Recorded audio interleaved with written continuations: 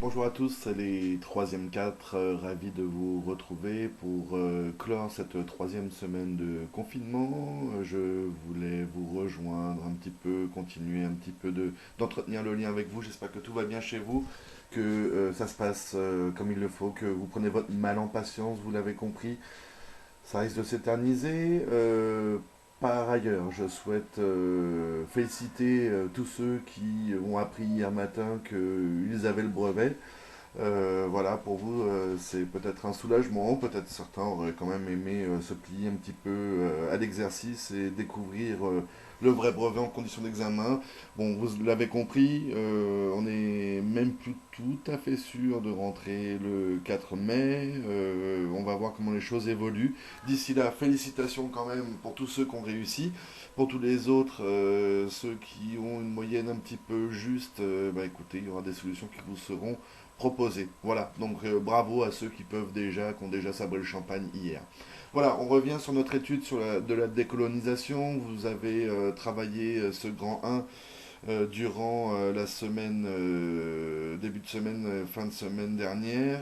Vous avez donc compris, on vous renvoie des souvenirs de quatrième hein, sur ces grands empires coloniaux européens que sont notamment le Royaume-Uni et la France, qui sont les plus grands empires coloniaux, mais qui ne sont pas les seuls. Hein. On peut noter le Portugal, la Hollande, ça c'est des souvenirs plutôt de fin de cinquième, lors des grandes découvertes des Européens. Vous voyez, ça a laissé des traces très concrètes hein, dans le paysage, puisque vous avez encore aujourd'hui, notamment en Indochine, l'ancienne Indochine, aujourd'hui le Vietnam, vous avez encore quelques traces de langue française. Vous avez également, pour la francophonie, elle est extrêmement représentée en Afrique. C'est un héritage des empires coloniaux. Et l'Afrique, on s'y intéresse dans ce chapitre, puisque c'est en Afrique du Nord que peut-être on trouve dans l'histoire de la décolonisation, cette fois-ci française, l'un des épisodes sombres qui ont profondément marqué la culture française jusqu'à aujourd'hui. Cette histoire de guerre d'Algérie, hein, qui est intervenue de l'âge de vos arrière-grands-parents plutôt, beaucoup peut-être de vos arrière-grands-pères sont partis combattre là-bas, ceux qui en ont encore. Posez la question, n'hésitez pas. Voilà, la guerre d'Algérie, ça nous touche de manière assez proche et ça soulève encore bien des débats. On essaiera de comprendre pourquoi lors de cette étude.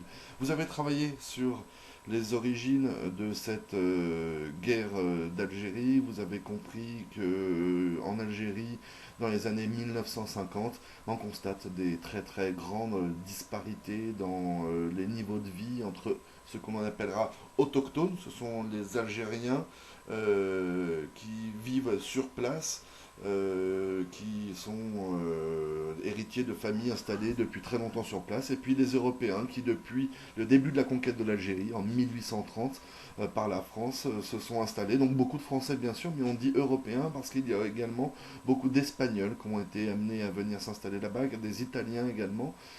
Qui ont été appelés par le gouvernement français pour coloniser, mettre en culture, exploiter les terres algériennes.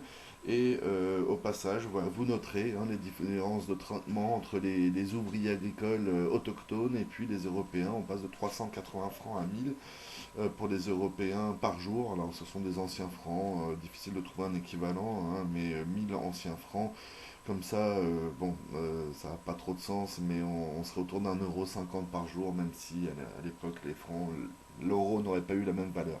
Bref, vous avez compris que ces inégalités crispent une partie de la population algérienne et on comprend pourquoi. Il y a affaire de justice certainement là-dedans et il y a déjà au XXe siècle des mouvements indépendantistes qui s'installent, souvent des penseurs qui proposent des solutions pour améliorer le sort des autochtones.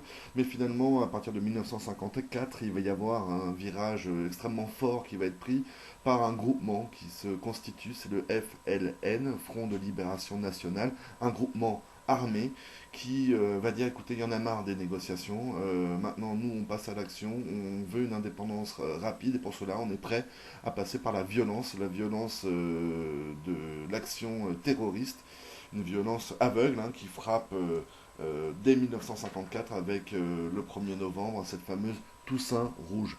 Voilà, on va avancer un petit peu plus loin. Vous avez déjà compris en regardant le document vidéo que cette guerre va durer 8 ans. Elle s'arrête en 1962. C'est une guerre qui ne s'appellera jamais guerre. Vous avez entendu l'intervention de François Mitterrand, qui est alors ministre de l'Intérieur.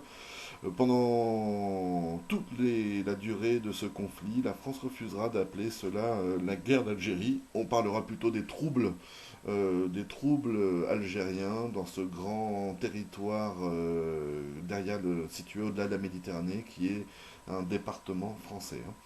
Voilà, donc pas de guerre, mais pourtant c'en est bien une, hein. C'est pas parce que l'État français a refusé de la reconnaître comme telle que c'en est pas une. On va voir comment ça s'est déroulé. Je vous laisse avancer un petit peu plus loin dans cette étude de cas de la guerre d'Algérie.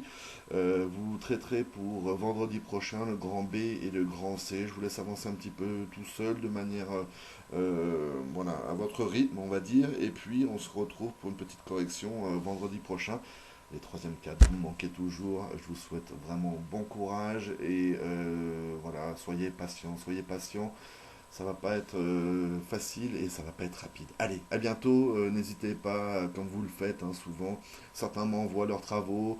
Il n'y a aucune obligation pour cela, mais je vous invite pourquoi pas à m'en envoyer de temps en temps si vous le voulez. Et puis, surtout, n'hésitez pas à me poser des questions. Certains le font via la messagerie de l'UNT.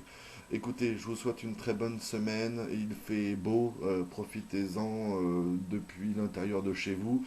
Et puis, c'est toujours ça. Allez, regardez le ciel bleu.